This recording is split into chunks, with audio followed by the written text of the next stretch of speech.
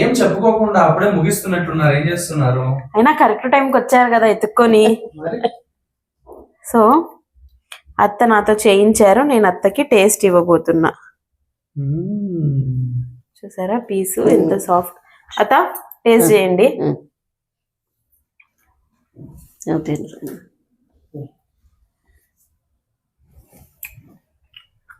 అత్త బ్రహ్మాండంగా ఉంది అత్త. నెయ్యి వాసన. ఏంటి సున్నా ఏమేమో కలుపుతున్నావు, ఏంటది? ఏంటి ఇవన్నీ? అత్త నాకు ఒక టాస్క్ ఇచ్చారు, స్వీట్ చేయాలి, అన్నీ రెడీ చేసి పెట్టని. సో మెజర్మెంట్స్ స్వీట్ చేస్తా వచ్చేయండి. ఇది శనగపిండి ఈ కప్పుతో తీసుకున్నాం అనమాట. అన్నిటికీ మెజర్మెంట్ ఈ కప్పు. ఈ కప్పు 1 కప్ గీ, అదే కప్పుతో 1 కప్ షుగర్, అదే కప్తో 1 కప్పు మనకి బేసన్ అంటే శనగపిండి అనమాట. సో ఈ 1 కప్పులో 1/2 కప్పు గీ ఇందులో వేసి ఇది మిక్స్ చేసి పెట్టమని చెప్పారు. తర్వాత నేను వచ్చి నీకు ప్రాసెస్ నేర్పిస్తా అన్నారు. చూద్దాం కలిపిన తర్వాత. సో దీన్నైతే ఉండలు లేకుండా కలిపి నీట్గా ఫ్లోయీ కన్సిస్టెన్సీలో జారుడుగా కలుపుంచమ్మా అని చెప్పారు. అదే పని చేస్తున్నా.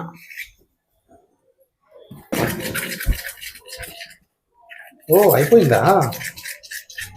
స్వీట్ అయిపోలేదండి, అత్త చెప్పిన ఫస్ట్ స్టెప్ ప్రాసెస్ మాత్రమే, ఇంకా లేదు. ఇంకా కొంచెం కొంచెం అక్కడెక్కడ ఉండలు ఉన్నాయి, అవన్నీ లేకుండా కలిపి ఉంచమని చెప్పారు. అత్త రెడీ అవుతున్నారనమాట.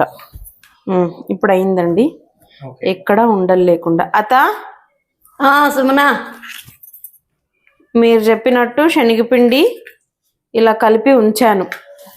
రెడీ అయినా ఇంకా బాణాలు పెట్టి ఈ సైజ్ సరిపోతుంది? సరిపోతుంది, కొద్దిగానే కదా.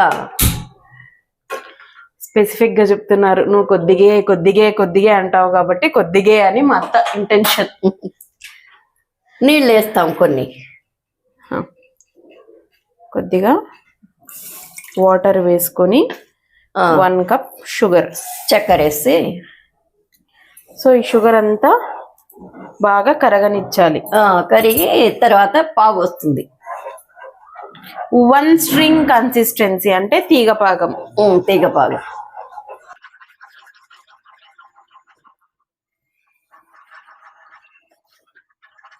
ఇలా మనం కలుపుతూ ఉంటే చక్కెర ఈజీగా మెల్ట్ అయిపోతుంది అనమాట. సో మనకి చూద్దాం తీగ పాకం వచ్చిందా లేదా. ఎస్, అలా పట్టుకొని కిందికి పెడితే మనకు తీగ పాకం వచ్చినట్టు. లేదా మీ చేత్తో ఇలా ముట్టుకొని ఇలా అంటే లైట్ గా ఒక లేయర్ వస్తుంది.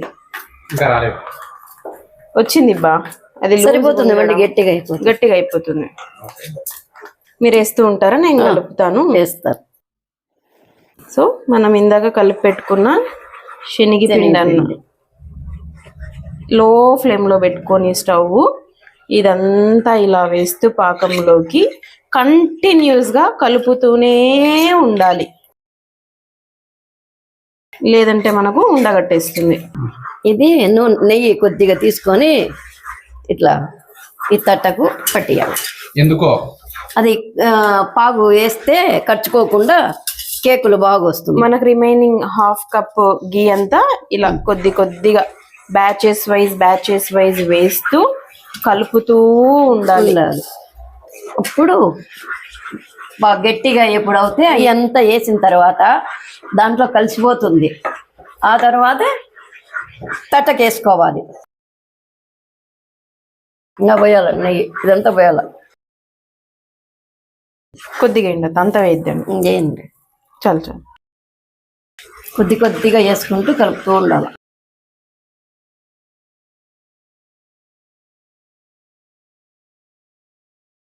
ఇంకా రిమైనింగ్ అంతా గీ వేసేసుకొని కలుపుతూ ఉండాలి. ఇదంతా మనకు ప్రాసెస్ అవ్వడానికి కొద్దిగా టైం పడుతుంది. బట్ గుర్తుంచుకోండి, ఫ్లేమ్ మాత్రం చిన్న మంట మీద మాత్రమే ఉండాలి. ఇదంతా బాగా లోపలికి పోయి తర్వాత ఇట్లా పొంగినట్లు అవుతుంది. అప్పుడు అయినట్లు నెయ్యి అంతా పీల్చుకుంటుంది. మనం వేసిన నెయ్యి అంతా చూసారా ఇలా తేలి ఈ బుడగలు బుడగలు బుడగలు బుడగలు వచ్చి నెక్స్ట్ స్టెప్పింగ్ గా ఇది గట్టి పడుతుంది అనమాట. అసలు ఈ నెయ్యి వేసిన తర్వాత మనం ఇలా కలుపుతుంటే ఆ నెయ్యి శనగపిండి కలిసి ఎంత కమ్మటి వాసన వస్తుందో. మనకి ఈ ప్రాసెస్ లో మిక్సింగ్ అప్పుడు మాత్రం ఎక్కడైనా డైవర్ట్ అయినాం తల అంటే మొత్తం ఎత్తిపోతుంది. మైసూర్ పాకి ఉన్న స్పెషాలిటీ అదే, మొత్తం కలపడంలోనే. ఒక్క ఉండ వచ్చిన తర్వాత ఇవన్నీ మనం ఇప్పుడు వేసుకుంటున్న క్వాంటిటీ కూడా అంతా ఎగ్జాక్ట్లీ నేను ఎలా చూపించానో అలా మాత్రమే వేసుకోండి. ఏది ఎక్కువ తక్కువైనా మీకు ప్రాసెస్ అంతా చెడిపోతుంది. టేస్ట్ అయితే యాక్చువల్ మైసూర్ పాక్ టేస్ట్ రాదు. ఇంకొకటి ఏదో శనగపిండి బర్ఫీ లాగా వచ్చేస్తుంది. చూసారా ఇలా బుడగలు బుడగలు వచ్చి మనకి పొంగినప్పుడు మనకి పర్ఫెక్ట్ గా మైసూర్ పాక్ అయిపోయింది అని. ఇంకా స్టవ్ ఆఫ్ చేసుకొని ఇలా నెయ్యి అప్లై చేసుకున్న ప్లేట్ లోకి మనం వేసుకోవాలి ఇదంతా. తర్వాత ఎటువంటి ఎయిర్ గ్యాప్స్ లేకుండా ఈ తట్టని ఫిల్ చేసుకోవాలి. మనకి ఎయిర్ గ్యాప్స్ ఉండకూడదు అంటే ఇలా ప్లేట్ ని ట్యాప్ టాప్ చేసి పెట్టుకుంటే మనకి బాగా క్లియర్ గా ఎయిర్ గ్యాప్స్ లేకుండా ఆరిపోతుంది.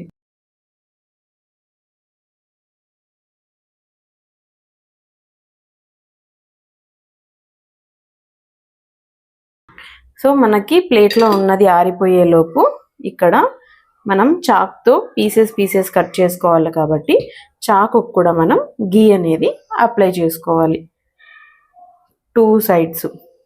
అప్పుడు మనకి స్టిక్కీగా ఉండదు కట్ చేసేటప్పుడు. తర్వాత కట్ చేసే ప్రాసెస్ కూడా చాలా ఇంపార్టెంట్. మనం ఆరిపోయిన తర్వాత కట్ చేస్తే కుదరదు. తర్వాత అలా వేడిది కట్ చేసినా కూడా కుదరదు, ఇంకొద్దిగా ఆరాలి. సో మనకి జస్ట్ ఇలా అచ్చు మాత్రమే పెట్టుకోవాలి, తర్వాత పీస్ వస్తుంది.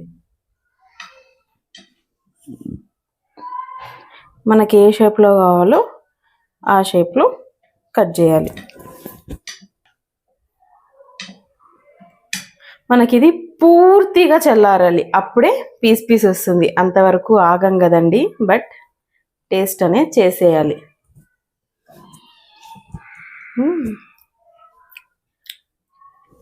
టేస్ట్ కంటే వాసనలోనే తెలిసిపోతుంది గీ మైసూర్ పాక్ ఎంత కమ్మగా ఉందని. చూసారా ఎంత బాగా ఉండ సాఫ్ట్గా, తింటుంటే యమ్మీగా అద్భుతంగా ఉంది. మీరు తినండి, తీసుకోండి. సూపర్, అదిరిపోయింది అసలు. సో మీరు కూడా ట్రై చేయండి మైసూర్ పాక్ మా స్టైల్లో. Thanks for watching. Subscribe to సుమహాస్ వ్లాగ్స్. బాగుంది.